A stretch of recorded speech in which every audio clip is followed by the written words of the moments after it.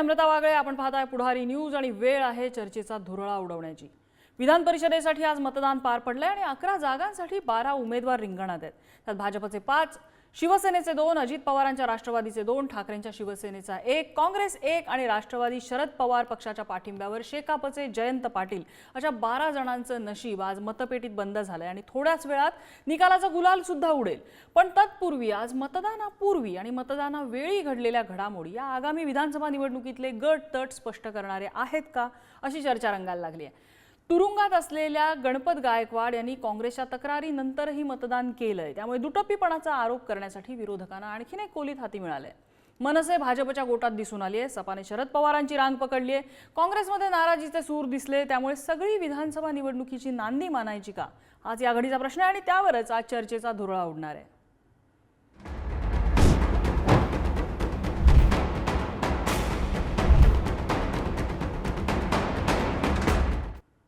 आणि याच संदर्भातल्या चर्चेत आपल्यासोबत सहभागी होत आहेत राष्ट्रवादी शरद पवार पक्षाचे आमदार सुनील भुसारा, भाजपचे आमदार संभाजी पाटील निलंगेकर आपल्यासोबत आहेत, आमचे प्रतिनिधी अजय माने, ओम देशमुख आणि पंकज दळवी सुद्धा आपल्यासोबत असतील।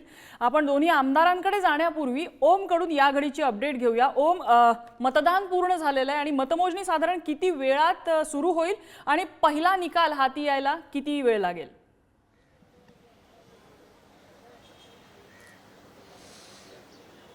नम्रता, आपण पाहू शकतो की आज मतदान पूर्ण झालं। 274 आमदारांनी या ठिकाणी मतदान केलंय। जशी वेळ देण्यात आली होती त्यानुसार 5 वाजता या मतमोजणीला सुरुवात होईल आणि निकालाबद्दल सांगायचं तर ही एक मोठी प्रक्रिया आहे। आपण आता ज्या 4 विधान परिषदेच्या निवडणुका झाल्या त्यामध्ये सुद्धा पाहिलं होतं की नाशिक शिक्षक मतदारसंघाचा निकाल हा 24 तासांहून अधिक कालावधीच्या नंतर लागला होता। जवळपास 1 दिवस या निकालासाठी संपूर्ण लागला होता आणि त्यामुळे विधान परिषदेच्या निकालाचं जे काही काउंटिंग असतं ते अर्थात आपले दोन्ही पॅनलिस्ट आमदार यांना अधिक चांगल्या प्रकारे ते सांगू शकतील।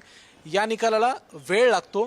पहिल्या पसंतीची मतं, दुसऱ्या पसंतीची मतं, या सगळ्या प्रेफरन्शियल वोटिंगमध्ये मतांची मोजणी करण्यासाठी हा अधिक वेळ लागतो। त्यामुळे ज्याप्रमाणे 2 वर्षापूर्वी निवडणूक झाली होती, संध्याकाळी उशिरापर्यंत हा निकाल लागेल अशी सध्या तरी माहिती मिळते। त्यामुळे सध्याची जी चर्चा आहे की खऱ्या अर्थानं जो आता उघामध्ये आपल्या या सगळ्या चर्चेमध्ये त्याचा उल्लेख होईलच की कुणाचा नेमका कशा प्रकारे गेम होऊ शकतो, 12वा खेळाडू कोण ठरू शकतो, या सगळ्या संदर्भात चर्चा होईलच। मात्र अवघ्या काही मिनिटांमध्ये या सगळ्या मतमोजणीला सुरुवात होईल आणि त्यानंतर एक एक करून चित्र हे स्पष्ट व्हायला सुरुवात होईल की पहिल्या पसंतीची मतं, ज्या उमेदवाराचा कोटा पूर्ण होईल त्याची विजयाच्या दिशेने वाटचाल ही निश्चित होईल। मात्र जसजसा दुसरा तिसरा पसंतीचा क्रमांक सुरू होईल त्यानंतर निवडणुकीतली ही जी काही चुरस आहे ती वाढत जाईल। त्यामुळे मतमोजणी अवघ्या काही क्षणांमध्ये सुरू होईल, त्यानंतर याबद्दल अधिक भाष्य करणे योग्य असेल। नम्रता, सुनील भुसाराजी आपल्यासोबत आहेत। सुनील भुसाराजी, आज दिवसभरात घडलेल्या घडामोडी, गणपत गायकवाड यांच्या मतदानावरनं झालेली तक्रार, तरीही त्यांचं झालेलं मतदान, हे सगळी प्रक्रिया बघता विरोधक या सगळ्याकडे कसं बघतायत? नाही, आता अनिल देशमुख साहेब जेव्हा जेलमध्ये होते तेव्हा त्यांना मतदान करू दिलं नाही आणि आता सत्ताधाऱ्यांच्या सोयीसाठी जर कायदा बदलणार असेल तर ह्या एकंदर सगळ्या गोष्टी संशयास्पद असतात आणि सत्तेचा कसा गैरवापर झाला हे आपण उघड्या डोळ्यांनी पाहतोय। अनेक लोकांना आमिष दाखवली गेली, प्रलोभन दाखवली गेली। बरं, तर हे सगळं लोकशाहीला धरून चाललेलं नाही, हा सत्तेचा गैरवापर चाललाय असं मला वाटतं। आमिष दाखवली गेली असं तुम्ही म्हणतात, काय आणि कुणालाही आमिष दाखवलेली असू शकतात? नाही, अनेक आमदारांना कोणी फोन केले की आम्ही निधी देऊ, आमच्यासोबत या वगैरे असं। तर लोकशाहीला जे घातक आहे त्या सगळ्या गोष्टी सत्ता पक्ष मागच्या काळात करत आला, आताही करत आहे आणि हे काही बरोबर नाही। म्हणजे अशा पद्धतीने जर आपण काम करणार असू तर काय दिशा आपण देतोय या राज्याच्या राजकारणाला, हे जरा सत्ताधाऱ्यांनी बघितलं पाहिजे। तुम्ही म्हणताय सत्तेचा गैरवापर झाला, पण गणपत गायकवाड यांनी मतदान करावं हा निवडणूक आयोगाचा निर्णय होता, जी स्वायत्त संस्था आहे। हो, बरोबर आहे, परंतु मागच्या काळामध्ये जेव्हा अनिल देशमुख साहेब जेलमध्ये होते त्यांना कुठं अलाउड केलं मतदान करण्यासाठी? मग त्यांच्यासाठी कायदा वेगळा आहे का? मग जे निवडणूक आयोगाबद्दल सुद्धा आता 2 पक्षांचं काय झालं हे मी आपल्याला सांगायची गरज नाही। तेव्हा निवडणूक आयोग सुद्धा कुठल्या पद्धतीने काम करतोय हे आपण सगळ्यांनी उघड्या डोळ्यांनी बघितलेलं आहे। ठीक आहे, संभाजी पाटील निलंगेकर आहेत आपल्यासोबत, सत्ताधाऱ्यांचे प्रतिनिधी म्हणून भाजपचे आमदार आहेत। पाटीलजी, तुम्ही या सगळ्या प्रक्रियेकडे कसं म्हणतात आणि विरोधक आरोप करतात तुमच्यावरती, सत्तेचा गैरवापर करताय तुम्ही, दुटप्पीपणा तुमचा समोर आला या निमित्तानं असं म्हणतात? हा. हॅलो. बोला, आपला आवाज येतोय, बोला. आपण पाहिलं तर जे आता विरोधी पक्ष आहेत हे कन्फ्युजन निर्माण करणं हेच त्यांचं एक काम मागच्या लोकसभेपासून चालू आहे. बर. जनतेला त्यांना कन्व्हिन्स करण्यामध्ये अडचणी येतात तर कन्फ्युजन तयार करा हा प्रचाराचा मुद्दा त्यांचा लोकसभेमध्ये राहिला. संविधानाच्या बाबतीमध्ये त्यांनी तशी भूमिका मांडली, मराठा आरक्षणाच्या बाबतीत भूमिका मांडली. आता विधिमंडळाचं अधिवेशन चालू आहे. मराठा समाजाच्या आरक्षणाच्या विषयावर आम्ही वारंवार विरोधी पक्षांना सांगतोय की तुम्ही बैठकीला या, तुमची बर. भूमिका मांडा. तेही सांगण्यामध्ये त्यांनी जनतेमध्ये परत एक कन्फ्युजन तयार करण्याचं आणि आज देखील ही त्यांनी या मतदानावर जी प्रक्रिया होत असताना त्यांना माहिती आहे की महाराष्ट्रातली जनता महाविकास आघाडी आमच्या युतीसोबत आहे. आघाडीच्या बाबतीमध्ये असणाऱ्या त्यांच्याच आमदारांमध्ये असणारं जे कन्फ्युजन आहे ते त्यांच्या लक्षात यायला लागले. म्हणून आता पराभवाला समोर जात असताना आपल्यातला एखादा माणूस पराभूत होणार आहे असं त्यांच्या समोर लक्षात येत असताना हा एक नवा विषय समोर टाकण्याचा प्रयत्न त्यांनी करत आहे. पण पराभव समोर दिसला कसं म्हणायचं? लोकसभेमध्ये तर त्यांचे आकडे वेगळंच सांगतात काहीतरी, नुकतीच जी निवडणूक झाली त्यामध्ये. मताची जर आपण टक्केवारी जर पाहिली, मतदानाचं जर आपण भूमिका जर पाहिली तर आपल्या लक्षात येईल आणि त्याच सोबत आपल्याला सांगतो की निकाल जो जनतेने दिला त्या मॅन्डेटला मान्य करणारे मंडळी आहेत. बर. पण लोकसभेला समोर जात असताना त्यांनी लोकांमध्ये मराठा आरक्षणाच्या बाबतीमधली घेतलेली भूमिका आणि आज सभागृहामध्ये त्यांनी मराठा आरक्षणाबद्दल बोलायलाही तयार नाहीये. स्पष्टपणे एकही विरोधी पक्षातला आमदार मराठा आरक्षणाच्या विषयावर पाठिंबा आहे आणि मिळायला पाहिजे, फक्त गोल गोल भूमिका प्रत्येक जण मांडत आहेत. ही भूमिका जर आपण लक्षात घेतली आणि जसं संविधानाच्या बाबतीमध्ये संविधानाच्या विषयाला घेऊन ज्या पद्धतीचं राजकारण करण्याचं काम केलं, या अशा सर्व वेगवेगळ्या कन्फ्युजन लोकांमध्ये दिशाभूल करणं आणि एक चुकीचं परसेप्शन क्रिएट करणं अशी भूमिका केलेली आहे. जनतेच्या लक्षात आले, त्यांची भूमिकाही लक्षात आली आहे. मला असं वाटतं की या सगळ्या भूमिका येणाऱ्या पण म्हणजे चुकीचं परसेप्शन कसं? अगदी आजचाच मुद्दा घेऊया आपण निलंगेकरजी. गणपत गायकवाडांना मतदानाची संधी मिळते, तोच न्याय अनिल देशमुखांना लागत नाही, हा जर मुद्दा उपस्थित केला तर याच्यामध्ये कन्फ्युजन कसं म्हणायचं? कन्फ्युजन कसं करतायत विरोधक यामध्ये? वेगळा न्याय काय लावलाय ह्याच्यामध्ये? काय समान न्याय आहे? निवडणूक आयोगाकडे ज्या पद्धतीने आम्ही मागणी केली होती आणि याच्यामध्ये परत एकदा एखाद्या अशा संस्थेवर जे कधी आपण प्रश्न म्हणजे न्याय व्यवस्था असेल किंवा निवडणूक आयोग असेल, सहसा यांच्याकडे आपण ज्यावेळेस एखादी मागणी करतो त्यांनी त्यांचे निकष आणि काय पॅरामीटर्स लावले असतील त्याच्यानुसार त्यांनी त्या ठिकाणी निर्णय दिलेला आहे. त्या काळातली ती परिस्थिती होती, त्या परिस्थितीमध्ये जे निकष लावले असतील, ज्या निकषामध्ये त्या होऊ शकत नसेल. आमिष दिल्याचा आरोप होतोय तुमच्यावरती, आमदारांना आमिष दिली जात आहेत निधीची आणि इतर गोष्टींची, असा आरोप आहे तुमच्यावर. नाही, मला असं वाटतंय की ज्यावेळेस माणसं पराभव एखाद्या व्यक्ती आपल्याला लक्षात येते की आज आपला जो एक्स्ट्रा माणूस जो दिलेला आहे तो निवडून येऊ शकत नाही, तर त्याच्या वेळेस अशा पद्धतीने ते डायव्हर्ट करण्याची भूमिका त्यांच्याकडे. आज वस्तुस्थिती अशी आहे की त्यांच्या सोबत असणारे अनेक आमदार असतील, हे वेगवेगळ्या माध्यमातून कुठं ना कुठं ते आज त्यांच्या लक्षात आले. केंद्रामध्ये भारतीय जनता पार्टीचं सरकार आलेलं आहे, एकमेकांची अलाइन करून आपल्याला पुढे चालण्यासाठी सोबत आहेत, आमदार सोबत आहेत, जनताही आमच्या सोबत राहील असं विषय. एक्स्ट्राचा माणूस जर म्हटला तर त्याच न्यायाने शिंदेचा एक उमेदवार आणि अजित पवारांचा एक उमेदवार यांना सुद्धा मतांची जुळवाजुळव करायला लागणारच आहे. नाही, आज आपण जो मॅन्डेट जो आहे आपण जर पाहिला की आमदारांची संख्या जर पाहिली त्याच्यातून 11 हे आमचे महाविकास आमच्या महायुतीतले आमचे उमेदवार बसतात आणि ह्याच अनुषंगाने आम्ही त्या ठिकाणी दिलेले आहेत. त्यामुळे निश्चितपणे आमचं माणूस आमचे सगळेच 11चे 11 जे आपले दिलेले आहेत महायुतीतले हे निवडून येतील. बरं, ठीक आहे. आपल्यासोबत अजय माने आहेत आमचे प्रतिनिधी. अजय, आज दिवसभरामधले जे काही ट्रेंड्स दिसले, म्हणजे हा आमदार याच्या गोटात, तो आमदार त्याच्या गोटात, यांनी यांची भेट घेतली, त्यांनी त्यांची भेट घेतली, हे भेटीगाठींचं सत्र आणि त्यावरनं हे गट तट थोडेसे विधानसभेसाठी डिफाईन होत आहेत, ठरतायत असं चित्र दिसतंय. आपण जर पाहिलं नम्रता तर आज खरंच चुरशीचा दिवस जर आहे तो या संपूर्ण विधान भवनात जो आहे तो पाहू शकतो. कारण की कोणताही आमदार कोणत्याही पक्षाच्या आमदाराला भेट देत होता आणि एकदम आनंदाचं वातावरण असं दाखवत होता चेहऱ्यात. मागं काय रणनीती आखली जात असेल या सगळ्या गोष्टी त्या वेगळ्या आहेत. पण आज जर पाहिलं तर अनेक आमदार जर पाहिलं तर नेहमी जे टीका करणारे संजय राऊत आहेत यांनी सुद्धा अजित पवारांची, चंद्रकांत पाटलांची जी आहे ती भेट घेतलेली आपल्याला पाहायला मिळाली. त्याच्यामुळं हे नेमकं आजचं गणित सगळं वेगळंच होतं. खरं तर प्रत्येक जण जो आहे तो आजचा पहिलं प्राधान्य नसावं पण दुसरं प्राधान्याचं मतदान तरी मिळावं या अनुषंगाने सगळ्यांचीच जे तर गोड बोलताना पाहायला मिळाला. 11 जागांसाठी 12 उमेदवार आले आणि प्रत्येक उमेदवार जिंकून काढण्याचा हा प्रयत्न असेल. आज पहिलं प्राधान्य झाल्यानंतर दुसऱ्या प्राधान्याला जास्त जो आहे तो जोर दिला जाईल की दुसऱ्या प्राधान्यावर जो असतील ते निवडून येतील.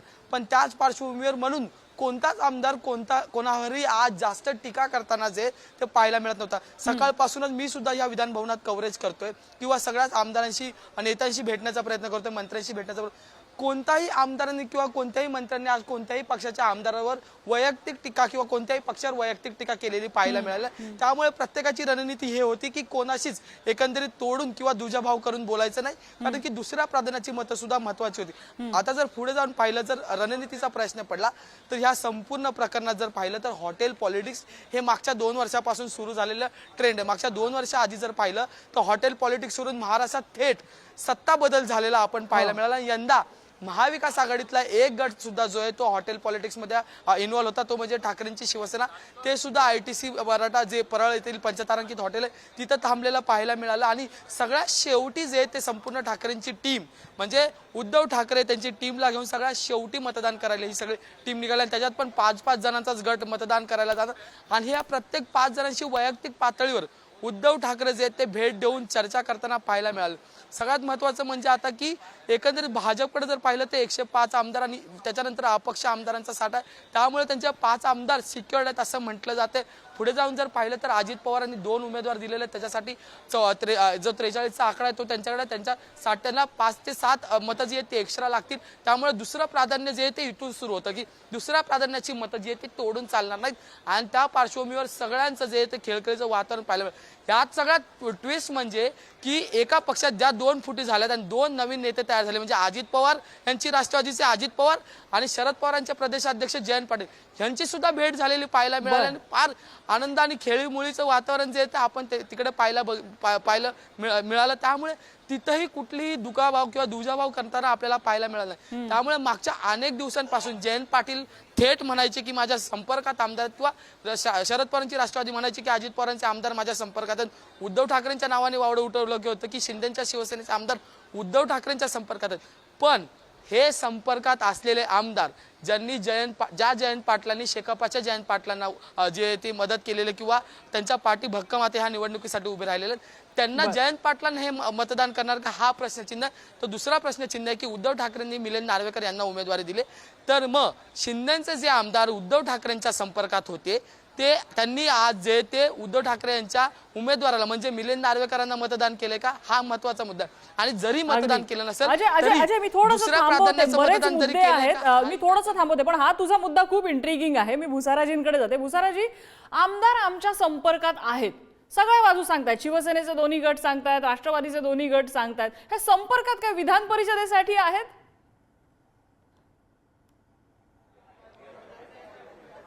आता पुढे विधान परिषदेसाठीचा विषय होता किंवा आता येणाऱ्या 2-3 महिन्यामध्ये विधानसभा आहे, तर ज्यांना असं वाटतं, ज्यांनी या महाराष्ट्राचा एकंदर कल बघितलेला आहे तो महाविकास आघाडीच्या बाजूने हे आपल्याला माहिती आहे. त्यामुळे काही लोकांना वाटतं की आपल्याकडे चूक झाली ती दुरुस्त करावी आणि म्हणून मग काही लोकांनी आदरणीय आमच्या जयंत पाटील साहेबांची भेट घेतली आहे, काहींनी पवार साहेबांची भेट घेतलेली आहे.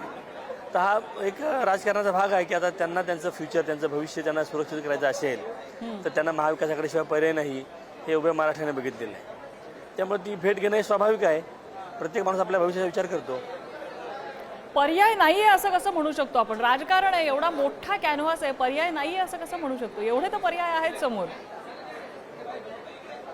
नाही, महाविकास आघाडीशिवाय पर्याय नाही म्हणतो नम्रताई मी. बर, महाविकास आघाडीशिवाय पर्याय नाही, कारण महायुतीला या राज्यातील जनतेने झिडकारलेलं आहे, आपण बघितलंय, लोकांनी निकाल दिलेला आहे. आणि त्यामुळं जे आमच्या पक्षातून निवडून आले होते किंवा जे शिवसेना उद्धव बाळासाहेब ठाकरे साहेबांच्या पक्षातून निवडून आले होते त्यांनी पक्ष बदलला, ते वेगळ्या गटामध्ये गेलेले आहे. पण म्हणजे तुम्हाला कॉन्फिडन्स आहे की शिंदेच्या शिवसेनेची आणि अजित पवारांच्या राष्ट्रवादीची पहिल्या पसंतीची काही मतं तुम्हाला मिळतील, हा कॉन्फिडन्स आहे तुम्हाला? हो, तर ज्यांनी भेटी घेतले ते त्या हिशोबानेच भेटी त्यांनी घेतली असेल ना, की बाबा आता आम्ही तुम्हाला मदत करतो, पण पुढं आम्हाला आमचा विचार करावा, आम्हाला सॉफ्ट कॉर्नर द्यावा विधानसभेच्या ठीक आहे, विषयामध्ये. ठीक आहे. निलंगेकरजी, मागची संपर्कात असणं, गाठी भेटी आणि आता सध्या झालेल्या चर्चा, पहिल्या पसंतीची काही मतं आमच्याकडे येतील असं भुसाराजी कॉन्फिडन्स व्यक्त करतात. नाही, मला वाटलं नाही त्यांच्या बोलण्यातून तसं. निश्चितपणे त्याने पॉज, ज्यावेळेस माणूस पॉज देतो त्यावेळेस कॉन्फिडन्स नसतो. इमिजिएटली रिॲक्शन असते, जे रिॲक्ट करतात. आय थिंक सो तो पॉज दिसला, बराच लॉंग पॉज दिसला, त्याच्यामुळे तो कॉन्फिडन्स वाटला नाही असं हे आहे. पण निश्चितपणे आमच्या इथं आमचे लातूरचे नेते मुख्यमंत्री माननीय विलासराव देशमुख साहेब म्हणायचे, राजकारणात 2+2 is not 4, it might be 5 or 3. त्याच्यामुळे काय होईल काही सांगता येत नाही, पण आम्हाला विश्वास आहे हम्म. की निश्चितपणे आमचे महायुतीचे सर्वच उमेदवार पहिल्या व्यवस्थित राऊंड मध्ये, कारण ही फार कॉम्बिनेशन, वेगवेगळे कॉम्बिनेशन होतात, फक्त पहिली पसंत, दुसरी पसंत, तिसरी पसंत नसते. हम्म. तुम्हाला वेगवेगळ्या नंबरिंगवर त्याच्यामध्ये होतात, किंवा तुम्ही तुमचं 8 नंबरचं पण मतदान त्या ठिकाणी मोजलं जात आहे, हम्म. 7 नंबरचंही मतदान मोजलं जात आहे, आणि बरेच जण त्या कॉम्बिनेशन मध्ये आपल्याला लक्षात आहे. आणि आपण हे गेल्या वेळेस राज्यसभेच्या वेळेसही आपण पाहिलेलं आहे. निश्चितपणे यावेळेस या सर्व कॉम्बिनेशन मध्ये फर्स्ट राऊंड, सेकंड आणि थर्ड मध्येच इलेक्शनचे निकाल आपल्याला क्लिअर होऊन जातील. पहिल्या दुसऱ्या पसंतीतच खालीपर्यंत जावं लागणार नाही. आपण जर साधारण गणित मांडायचं झालं तर तुम्ही म्हणताय की तुमचे जे 9 उमेदवार आहेत, तुमचे आणि तुमच्या मित्र पक्षांचे, तर हे 9 जण निवडून येतील हा कॉन्फिडन्स तुमचा आहे. उरल्या जागा 2 आणि त्याच्यासाठी उरले रिंगणातले 3. काँग्रेसकडे त्यांचा कोटा पूर्ण आहे. राहिले ठाकरेंचा आणि शरद पवारांनी ज्यांना पाठिंबा दिलाय ते शेकापचे जयंत पाटील. म्हणजे असं तुम्हाला सुचवायचंय का की तुमची इच्छा आहे त्या बाजूने हे थोडंसं वेटेज, तुमचं वेटेज कुणाच्या बाजूने पडतंय हे आता आम्हाला ह्याची क्युरिओसिटी, आम्ही त्याच्यावर चर्चा करू, ठाकरेंकडे की शरद पवारांकडे? नाही, आमचे 9 निश्चित आहेत. आता महाविकास आघाडीमध्ये त्यांनी कुणाला पसंती ठेवणार आहेत हा त्यांचा विषय येणार आहे, कारण जसं आमचे क्रमांक आम्ही ठरवणार आहेत त्याच्यावर आम्ही आमचे 9 निश्चित केलेले आहेत. बर, पण त्यांच्या पसंतीमध्ये 2, 3, 4 मध्ये त्यांनी कुणाला ठेवतील, त्याच्यामध्ये कुणाला ठेवायचं आणि कुणाला गाळायचं आहे. कारण आज सभागृहामध्ये चर्चा वेगवेगळ्या, प्रत्येक जण वेगवेगळ्या विकेट्सवर चर्चा करत होते. त्याच्यामुळे त्यांच्या अंतर्गत जो विषय ठरणार आहे की तोच वोटिंग पॅटर्न राहू शकणार आहे. कारण एखादा जो कमी होणार आहे त्यांच्याच पसंतीमुळेच कमी होणार आहे, आमच्या पसंतीमुळे कोणाचा तो कमी. पण असं आहे की तुमचं वजन सुद्धा इथे कामी येऊ शकतं. अनेक तुमच्यामधले असे मतदार आहेत ज्यांच्याकडे दुसरी आणि तिसऱ्या पसंतीचा ऑप्शन आहे जो ते देऊ शकतायत. नाही, पण ते आमचे ठरल्याप्रमाणे आम्ही आमच्या 9च्या बाहेर जाणार नाही. आमचं ठरलेलं आहे ते 9च आमचे निश्चित राहतील. आमचे जे काही चॉईसेस असणार आहेत, आम्ही सेकंड किंवा थर्ड आणि फोर्थ आमचे 9 पर्यंत आम्ही देतो पसंती. त्यातले आम्ही वगळतो काही, आणि आम्ही डायरेक्ट 9 पण देऊ शकतो, 1 आणि 9 देऊ शकतो. बर, असं ठीक आहे.